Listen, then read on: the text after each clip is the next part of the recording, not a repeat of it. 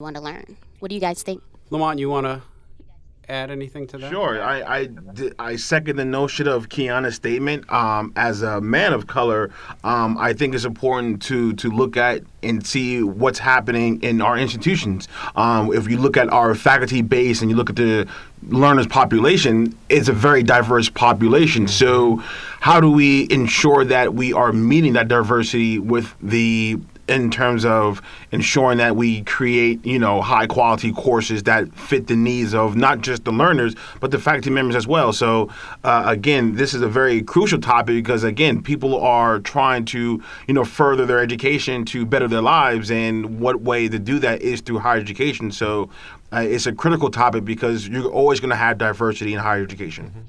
And I also think too that we want to be more inclusive now. So, we want to look at the different stakeholders, the faculty, the student, and actually what is the institution doing to really build up diversity of issues. The issue of inclusion is interesting. Kelvin and I have been talking about this, and our president here at the University of Central Florida he's made one of our goals of the university during his entire presidency, which is 20 plus years. 25 years, yeah. One of them is to be more diverse and more diverse and inclusive. Right. A little too much coffee this morning. Well, there it is. And in the way he's described it is you can be diverse and everybody still not get along. Yeah. Right? And, That's true. That's why diverse and inclusive kind of go hand in hand. And there is a lot of literature, and I believe, Kelvin, you're going to probably put some of these in the show notes. Yeah, absolutely. That state that empirically that the more diverse your teams are, the more productive they are, the better your outcomes, Absolutely. the more creative you are. And that actually, Lamont, was a topic that was kind of explored in that roundtable that you facilitated. Yeah, I agree to that. Just speaking on my experience, I know with my team is a very diverse team in terms of background, in terms of where you come from, your education. So I think it really helps out a lot because what it does is it opens your mind to different things and different perspectives as to what's happening, particularly in online learning. So you try not to be closed-minded, but when you have a diverse group of people, it forces you to think outside the box, to be creative, to ensure that you're meeting the needs. And even the ones for this, like Kiana mentioned, the stakeholders, whether it's the learners, whether it's the faculty members, the deans, and so forth. So the more diverse you have, the variety you're going to have in terms of critical thinking and creativity. It's interesting. So there's a productivity quality argument to make in favor of having diverse teams. Particularly, we're talking specifically about online education, but it's broader than that. But I think, and then this is also broader, there's also kind of an aspirational aspect to it. After I went to that session last year at EDUCAUSE, I was talking to a colleague. We were sort of comparing notes on different sessions we went to, what we liked, and I mentioned the diversity session. She happens to be an African-American woman in a leadership position, kind of similar to ours, and she said she has very few people that she can kind of look at as examples like her. And it struck me that we should be maybe setting an example that there are opportunities in this space for everybody. And it extends down to students, too. I'll give one quick anecdote, and I think this is relevant to what you said, Kiana, about the kinds of courses that we're building for our students. I was talking to a math faculty here who built into our adaptive platform in one of her courses kind of a random name generator in the word problems. And she used names that were not necessarily just, like Tom, like mine. But she had sort of, East Asian and Indian sort of names and all kinds of different names. And the students were just sort of stunned that they saw names that looked like their family names when they went through the problem. And they were able to relate to it more, sort of anecdotal feedback. And I thought that was terrific. Yeah, I think that's great because I feel like the students can really identify themselves with actually the scenario or their learning the content or materials that are being presented. It puts that culture in it. Like, my faculty cares about the experience I'm having. The school cares about the experience I may be having. So make it more realistic. These are people I can identify with, and I think it kind of helps the learning experience as well. Yeah, if I can belly off that as well too, I think it also provides the learners with confidence where they're able to see somebody that is similar in terms of ethnicity or race or and so forth, so that, okay, if they see that person in a certain role, it gives them the sense of confidence saying, you know what, if they can do it, I can do it because they come from a similar background as I do. So, and I think it helps the institution out in terms of knowing that if you are a certain type of person, whether you come from a certain culture, a certain religion, a certain country, that you will be comfortable and get the same opportunity as the next student or the next learner to succeed and do what it is that you want to do after college. And I imagine that I don't have evidence for this, but it just seems surface valid to me that outcomes are impacted by that. If you can relate to the question more, you're going to attend to it more and engage with it more, and maybe do better on it. No, you're completely right. Can I just ask this? So this all makes sense to me, right? That we've got kind of these value claims that it's empirical evidence that diversity teams are smarter, they are better problem solvers. We've got this assertion that, well, having a match between the faculty and the instructional designers, let's say, of especially online courses, having the demographics of those folks matching more of the profile of the student body, there's probably better cultural value assumptions that are built in. All that makes sense. How do we know how we're doing right now in online education? Like, I can look around our instructional design team and I can kind of think, okay, what's the racial, ethnic, country of origin, religion, sexual orientation, if I know it. I can kind of go through those kind of things and then say, well, what do I know about my institution and am I way off? But what do we know data-wise in general in our online education field? And I should say, just as you guys think about the answer to that question, that you both have been involved with the diversity constituent group within EDUCAUSE, which was why you were involved with that session. So you have a little bit of experience. Yes. You're sort of experts in this, certainly more so than we are. That's right. So, what do you think? In terms of evidence, there's a couple of things that I look at. As an instructional designer, you do work with faculty, and you do have an opportunity to kind of see the class list and the different names, and the diversity that I see in the different names indicates to me that, okay, we do see a wide range of students of different backgrounds coming to institutions such as Northeastern or University of Central Florida or Berkeley College that are looking to further educate themselves. We need to ensure that we do create a diverse learning environment, because when you're in an online learning environment, you don't necessarily have the same opportunities to kind of quote unquote wing it as if you were in an on-site classroom. Because, okay, in an on-site class, you come to class, you get to physically see your student body and you see who's in the class, so you might be able to make adjustments based on what you see. But in an online learning environment, you're kind of assuming a person is from somewhere, so you have to assume that you're going to have a diverse population. So when you're creating a course, you want to take that into consideration. You're kind of like assuming that you're going to have a diverse population. So what are you going to do to ensure that the course is properly created so that you are prepared for that class to come in? That's an interesting comment. Maybe I can just kind of pull on that thread a little bit. So I guess what you're saying is that online students tend to skew to be a more diverse population because of the reasons why they need to take online classes. Maybe a more non-traditional population, more first generation. That's an interesting comment that I hadn't really thought about before. And I think it also means that there's a greater responsibility on online learning professionals like us to be aware of that. And also wanted to include mentioning within the online population, they're starting to be more non-traditional, as we just mentioned. And with that, we have to also think about, here at Northeastern, we have a heavy population of international students. So we have to be and stay abreast of faculty and staff development about diversity, inclusion. In my role, I also, work with training programs of the institution of how can we really get these faculty, staff, and even managers and leadership together and understand how important diversity is at the school. And we do this mostly through events, interacting with students, getting more involved in online webinars so that we can see what the students want, but also be able to train our faculty and staff to be more collaborative so that we can increase the recruitment and retention efforts of our students, because it's not just a conversation with HR, it's also what are you doing in your department? How can we give that to the institution so that we can bring these students in and still have a great learning experience, if that makes any sense. Yeah. We've talked a lot about students, but I wonder if we could talk a little bit about the staff, about the online learning professionals.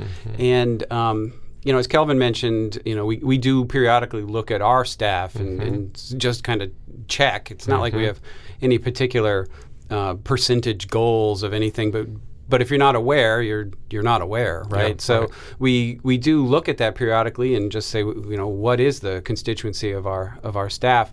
And I have heard people who do kind of bemoan the state of diversity talk about, and I'm not even just talking about online learning, although I think it's true for online learning, but in higher education in general, if you look at the faculty ranks, that the faculty don't represent the same kind of ratios as the student population do, and you've both already alluded to that.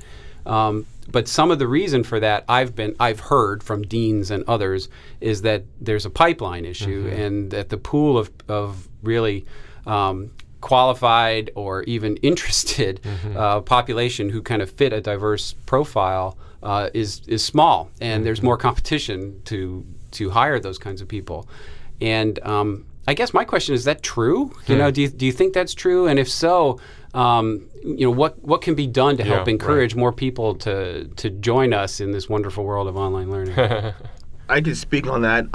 Working with the business faculty members here at Berkeley College, I will say that we do have a somewhat diverse population in terms of faculty members who come from different walks of life, in terms of their education background, their upbringing, where they come from. So I know our school as a whole tries to look at, ways of, I guess the lack of better words, is to further populate faculty members, even staff, with a diverse or a well-rounded background so that they can relate to the learners. Because again, the faculty-student relationship is always going to be the foundation of any institution. I think all of you can agree to that. So if you go out and you promote the idea of giving back to the people who want to kind of be where you are, that can help with trying to bring in people who are willing and and able to provide the learners with high quality education. And I also think that most faculty and staff, they're looking for institutions or organizations where they actually can build their professional networks. So maybe it can be as simple as just starting a conversation or a community of practice of what other people are doing at their institution and what worked, what didn't work, and how we can improve that. But I think it definitely starts with a conversation and how we can move from there, and getting people who actually are interested in the idea to really speak out. So we've got to be ever mindful, ever watchful, kind of check ourselves out constantly. Well, how are we doing? That's kind of how we ended up, connecting with both of you, was through a conversation that happened at that conference, and it was a really interesting conversation. It sounds like. And with EDUCAUSE, what's great about it, they allow that to happen. Like, they have so many professional development opportunities where, this particular diversity in IT group was started almost 5 years ago because they didn't have any diversity initiative. They didn't have a platform to talk about diversity issues within EDUCAUSE. So starting this group has been really helpful within the organization, meeting you guys. And also, I wanted to point out with the professional development piece of it, within EDUCAUSE, they have so many opportunities where you can just be a volunteer on the program committee, so you can actually build up these leadership or developmental skills that you may have or may be interested in. So it's really kind of connecting with an organization that really stands within those values so that they can actually build in and implement those things that can possibly impact on diversity issues, changes, or even promote them, such as events like this where we can talk about it, share ideas, and get it out into the world. Yeah, I'll give a shout out for EDUCAUSE. I do think that they take this seriously. We've both been really involved with them, and there was one time where I served on the program planning committee, and I believe they even did like ally training before the conference started for anybody who wanted to be a part of that. Which is awesome. Absolutely. I mean, to belly off of that as well, too, I know in our conversation at EDUCAUSE, one of the things that was a challenge for people was location. And I guess considering where the three of us, all of us are, being Orlando, Boston, and Paramus, the greater New York area, diversity is not necessarily an issue in terms of people, finding people, where in our conversation at EDUCAUSE in October, there were people who were not concerned, but they were just voicing their opinions about the location of where they are in terms of how do you get people of different backgrounds, different ethnicities, and different colors to come to certain locations. I know that was a major challenge. I know there was some people who lived in areas that weren't necessarily overly populated. So how do you get people of different backgrounds to come move to those areas of the country so that they can further implement their initiative of greater diversity within their institution. So I know that was a challenge for a lot of people at our session in October. That's a good point. Yeah, that is. It's not something you typically think about. Man, there's so much we could talk about with this topic, and maybe we need to revisit it at some point. That's right. It is a good point. But we've laid a little bit of a foundation today, raising the issue. So appreciate Kiana and Lamont, you being here, joining us, sharing your expertise and a little bit of your personal experience as well.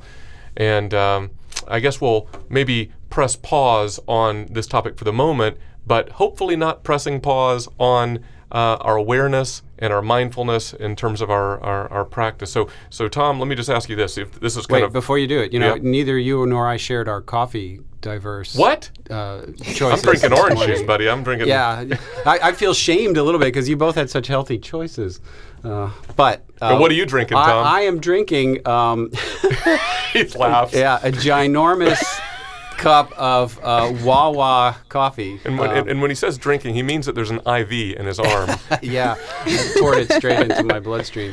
No, I've never seen a cup that big before, It's Tom. pretty big, yeah. Yeah. And I recognize that cup. Yes, it's the same cup of coffee I always carry. No, this is a Starbucks Reserve specialty coffee. Cost me $49.95 this morning on the way in. Second mortgage. That's right. From the Clover at one of these select Starbucks locations, but it's an Ethiopian coffee of some variety that I think was like shiitake or something, or maybe that's a mushroom. I don't know.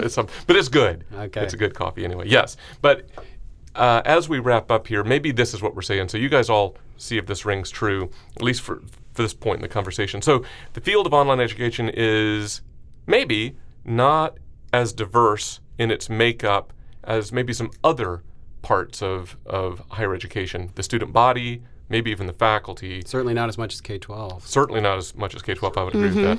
However, the evidence seems to be clear that if we are to continue to innovate, and by golly, we've talked about in other episodes, we have to innovate or perish. If we're going to continue to innovate, if we're going to continue to work smarter, to perform well, then diversity in our teams and in our leadership is imperative. Would we agree with that? Yeah, most definitely. Yep. Absolutely. All right. Well, there you go. Well, we'll leave it right there for right now. And again, thank you, Lamont and Kiana, for joining us. So for more on today's topic, and there's a lot there, please remember to check out our show notes. You'll find links to all kinds of supporting resources. You'll find those at topcast.online.ucf.edu. And, we don't say this enough, but we'd love to hear what you think about the ideas that we discussed today. Maybe you agree, maybe there's a nuance that you want to take issue with. Many communication venues are available on the Topcast website, or we'd love to, let's be edgy with the technology. We'd love to have you use your smartphone to record a brief voice memo and email it to us at topcast@ucf.edu. We'd love to hear from you and continue the conversation between episodes, and maybe we'll have Lamont and or Kiana back another time to continue on. And if you like this content, then maybe search us out and give us a review on your podcast finder of choice. That's right. iTunes or whatever. Somewhere. It definitely helps other people find this kind of content. That's exactly right. So until next time, for Topcast, I'm Kelvin. And I'm Tom. See ya. Hey, before you go, we'd like to let you in on a super secret offer. We're trying out something new. Registered listeners. If you register As a listener, you'll get exclusive access to occasional online sessions with Tom or me, early access to episodes, a new and improved newsletter, and whatever else we can think up. Register now at bit.ly, that's bit.ly/TopCastClub. That's TopCast Club, all lowercase, no spaces. Check it out.